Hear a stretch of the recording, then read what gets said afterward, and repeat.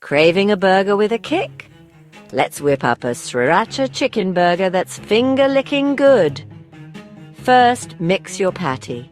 Combine ground chicken, sriracha, soy sauce, garlic powder, smoked paprika, egg and breadcrumbs. Form into 4 juicy patties. Next, cook those patties. Heat oil in a skillet or grill pan over medium heat. Grill 5 minutes per side until perfectly cooked. Now, let's make our zesty Sriracha Mayo. Mix mayonnaise and sriracha, adjust the spice to your liking. Time to assemble.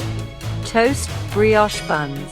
Spread on that spicy mayo and layer with lettuce, tomato, patty, red onion, and any extra toppings you love.